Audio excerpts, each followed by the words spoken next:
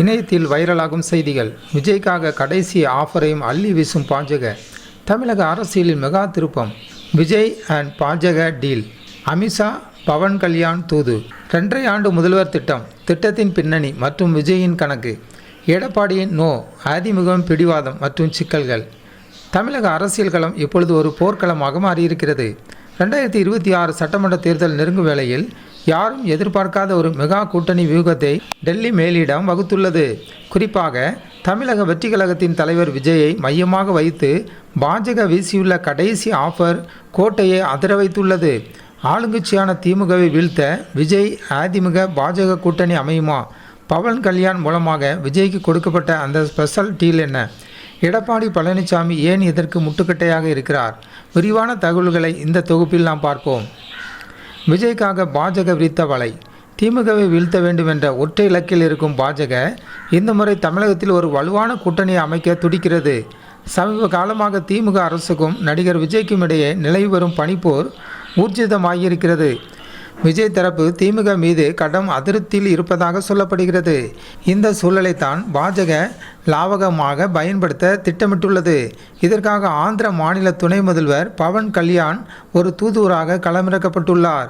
அமித்ஷாவின் ஆலோசனையின் பேரில் பவன் கல்யாண் விஜயை சந்தித்து ஒரு மெகா ஆஃபரை முன்வைத்துள்ளதாக தகவல் கசிகின்றன.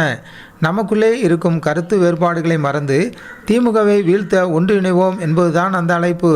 2.5 ஆண்டு முதல்வர் திட்டம். சரி, அப்படி என்ன ஆஃபர் கொடுக்கப்பட்டது? அதான் 2.5 ஆண்டு முதல்வர் திட்டம். அதாவது வரும் தேர்தலில் கூட்டணி வெற்றி பெற்றால் ஆட்சியின் முதல் பாதி, அதாவது 30 மாதங்கள் விஜய் முதலமைச்சராக இருப்பார். அடுத்த 30 மாதங்கள் எடப்பாடி பழனிசாமி முதலமைச்சராக இருப்பார். ஆரம்பத்தில் விஜய் இதற்கு தயக்கம் காட்டினாலும் தமிழகத்தின் 234 தொகுதிகளிலும் தனித்து போட்டியிடுவதில் இருக்கும் நடைமுறை சிக்கல்களை அவர் உணர்ந்திருப்பதாக கூறப்படுகிறது. குறிப்பாக ஒரு புதிய கட்சி ஆட்சி அதிகாரத்தை பிடிக்க வலுவான கட்டமைப்பு தேவை. முதல் 2.5 ஆண்டுகள் முதலமைச்சர் நாற்காலியில் அமர்வதன் மூலம் அரசு இயந்திரத்தை பயன்படுத்தி கட்சி தொண்டர்களை உற்சாகப்படுத்தலாம். மாநிலம் முழுவதும் கட்சியை வேரூன்ற செய்யலாம் என்பது விஜயின் கணக்காக இருக்கிறது. இதனால் பவன் கல்யாண் சொன்ன இந்த திட்டத்திற்கு விஜய் கிட்டத்தட்ட பச்சை கொடி காட்டிவிட்டதாக தெரிகிறது. எடப்பாடி பழனிசாமி போட்ட முட்டுக்கட்டை. விஜய் சம்மதித்தாலும் இங்கேதான் கிளைமாக்ஸ் ட்வீட் காத்திருக்கிறது.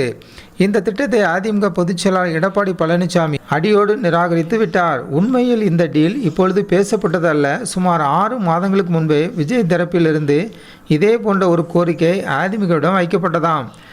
அதனால்தான் எடப்பாடி பழனிசாமி தனது பொதுக்கூட்டங்களில் கூட்டணிக்கு பிள்ளையார் சொல்லி போட்டாகிவிட்டது என்று ஸ்டாலினை நோக்கி சவால் விட்டார். ஆனால் அதிகார பகிர்வு என்று வரும்போது எடப்பாடி மிகவும் உறுதியாக இருக்கிறார்.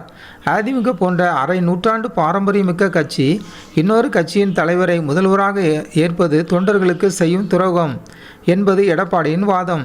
மேலும் பதவியை விட்டு கொடுத்தால் கட்சியில் தனது பிடி தளர்ந்துவிடும் என்றும் அவர் அஞ்சுகிறார். டெல்லி மேலிடம் அழுத்தம் கொடுத்தாலும் தான் மட்டுமே முதல்வர் வேட்பாளர் என்பதில் அவர் பிடிவாதமாக இருக்கிறார். தற்போது தமிழக அரசியல் ஒரு முட்டு சந்தியில் இருக்கிறது. விஜய்க்கு முதல்வர் ஆசை, எடப்பாடிக்கு தலைமை பிடிவாதம், பாஜகவுக்கு திமுகவை வீழ்த்த வேண்டிய கட்டாயம். இந்த முக்கோண போட்டியில் இறுதியில் யார் கை ஓங்கும்? பவன் கல்யாணின் சமரச பேச்சுவார்த்தை வெற்றி பெறுமா அல்லது விஜய் தனித்து போட்டியிடும் முடிவை எடுப்பாரா?